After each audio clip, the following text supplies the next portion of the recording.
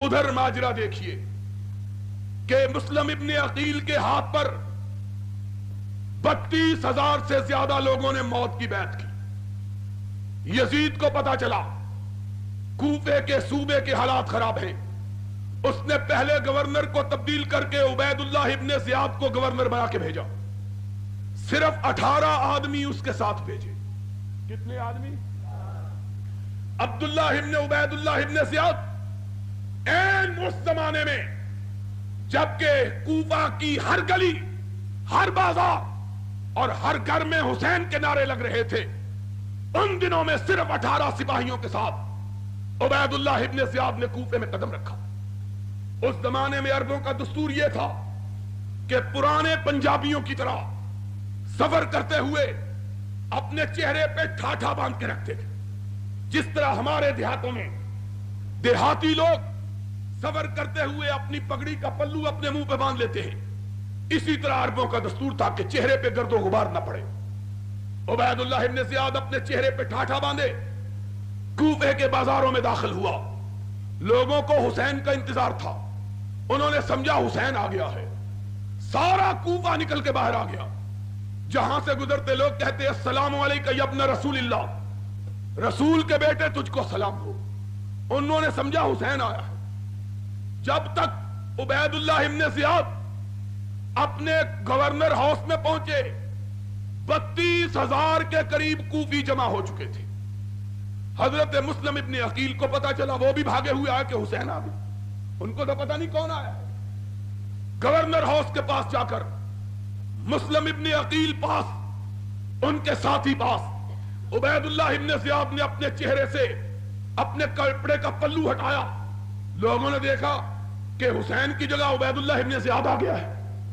اب عبید اللہ ابن زیاد نے گھور کے دیکھا 32,000 شیعوں کو، صرف 18 سپاہی صاحب، اور پلٹ کے کہنے لگا کہ جان عزیز ہو ابھی پلٹ جائے، وگرنہ کبریائی کی قسم میں تمہاری بیویوں کو بیوہ اور تمہارے بچوں کو یتیم کر دوں گا، پلٹ جاؤ۔ اب ذرا سوچنے کی بات ہے، 18 سپاہی، اور وہ زمانہ نہیں تھا کہ پولیس والوں کے پاس جیپیں، بندوقیں اور سٹین گنیں اور آنسو گیس کے آلات اور لوگ بیچارے نہتے، بلکہ وہ زمانہ وہ تھا کہ پولیس والوں کے پاس بھی تلواریں اور عام لوگوں کے پاس بھی، دونوں کے پاس تلواریں۔ لیکن کوفے والوں کا حال پنجاب کی اس بستی کا سا تھا جس بستی میں ایک چور ایک ڈانگ لے کے آ گیا، پوری بستی والوں کو آگے لگا لیا، آگے آگے بستی والے پورے بھاگ رہے، پیچھے اکیلا چور بھاگ رہا۔ صبح کو لوگوں نے پوچھا اور تمہاری مت ماری گئی ہے، تمہیں کیا ہو گیا؟ کہنے لگے کیا کریں، ہم سارا گاؤں اکیلے اور چور اور لاٹھی 2 جنے تھے۔ یہ کوفے کے لوگوں کا حال، 18 سپاہی، 32,000 جوان، 18 کو دیکھ کے لوگوں نے کھسکنا شروع کیا۔ حضرت مسلم ابن عقیل نے پیچھے مڑ کے دیکھا کہ 32,000 میں صرف 3200 باقی رہ گئے ہیں۔ کہا پکڑ لو اس گورنر کو، اس کی بوٹیاں اڑا دو، پکڑ لو۔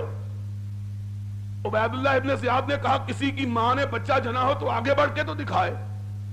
یہ کہنے کی دیر تھی کہ عبید اللہ ابن زیاد نے یہ لفظ نکالے، مسلم ابن عقیل نے دیکھا کہ صرف 32 آدمی ساتھ رہ گئے۔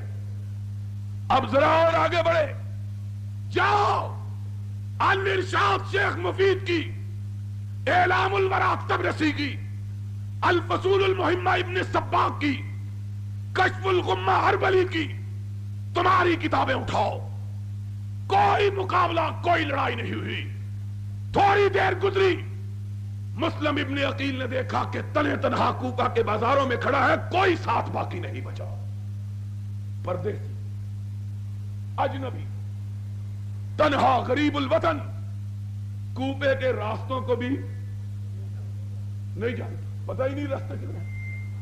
اب بھاگا، راستہ بھی اس کی تو بالکل یہی مثال ہے کہ میرے جیسا آدمی شاد باغ میں آئے، تم سارے بھاگ جاؤ تو میں کہاں جاؤں گا؟ مجھے تو راستہ بھی نہیں آتا شاد باغ کا، کہاں جاؤں؟ مسلم ابن عقیل کے جائے تو جائے کہاں؟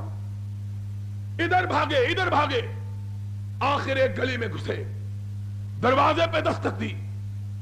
اس شیعہ نے جس نے موت کی بیعت کی ہوئی تھی، حسین کے بھیا کے چہرے کو دیکھا، اپنے کواڑ بند کر لیے، دوسرے دروازے پہ دستک دی، اس نے دیکھا، پھر کواڑ بند کر لیے، تیسرے چوتھے بھاگتے رہے، پیچھے سپاہی بھاگ رہے ہیں، تعاقب ہو رہا ہے۔